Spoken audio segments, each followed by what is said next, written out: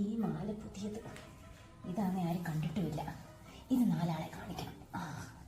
അയ്യോ, ഷാളില്ലാതെ വേണം പുറത്തിറങ്ങി എന്റെ ചേട്ടൻ.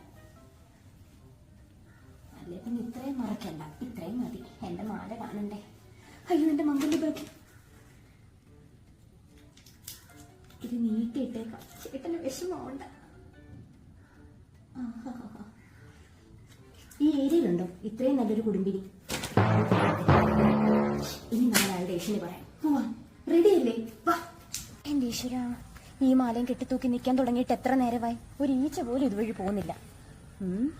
ഇന്നലെ അവളുമാരുടെ വീടിന്റെ ഫ്രണ്ടിൽ ഒരു ആണുങ്ങളുടെ ബൈക്ക് ഇരുന്നില്ല. അങ്ങോട്ടങ്ങ് കയറി ചെന്നാലോ? അപ്പൊ ബൈക്കിന്റെ കാര്യം അന്വേഷിക്കാം, എന്റെ മാലയുടെ കാര്യം പറയാം.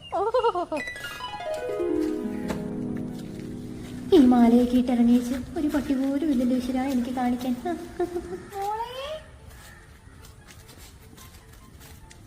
ഉള്ളല്ലോ, ആ കൊച്ചുപുഴുവിന്റെ വണ്ടി ഇവിടെ കാണുന്നില്ല. ഭാഗ്യം, രക്ഷപ്പെട്ടു. അതുണ്ടെങ്കിൽ ഒന്നും നടക്കത്തില്ല. മോളെ,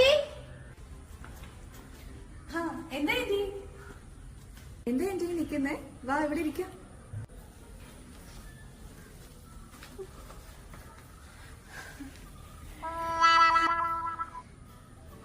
ഇതിനകത്താരോ ഉണ്ട്, അതാണ് അവളെന്നെ അകത്തോട്ട് വിളിക്കാത്തത്.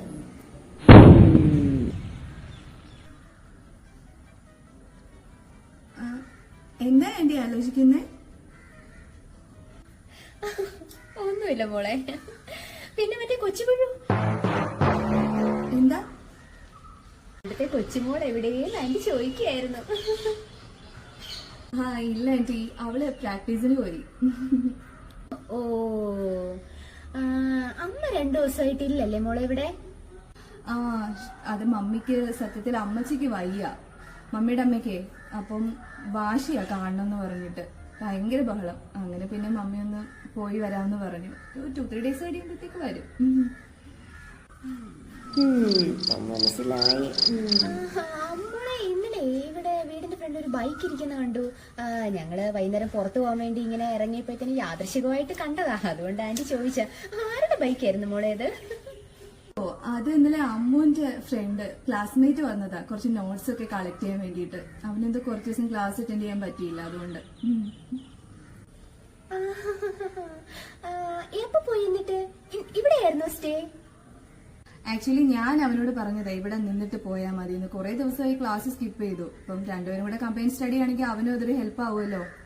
എവിടെ കേൾക്കാന്, അവന് വേറെ എന്തോ മീറ്റിങ്ങും പരിപാടിയൊക്കെ ഉണ്ടെന്ന് പറഞ്ഞിട്ട് അവൻ സ്ഥലം വിട്ടു. പിന്നെ ഈ ചുറ്റിനും കുശുമ്പുള്ള ആൾക്കാരെ ഇരിക്കുന്നത്. എന്റെ മോടെ മമ്മിയെ പോലെ ഒരു മമ്മിയല്ലയോ മോളെ ഞാൻ. അതുകൊണ്ട് ആ ഒരു സ്ഥാനത്ത് നിന്ന് ആന്റി പറയുക, ഈ കമ്പൈൻ സ്റ്റഡി എന്ന് പറഞ്ഞുകൊണ്ട് ഈ ആമ്പിള്ളാരെ വിളിച്ച് വീട്ടിൽ കയറ്റുന്നത് അത്ര ശരിയായിട്ടുള്ളൊരു നടപടി അല്ല മോളെ.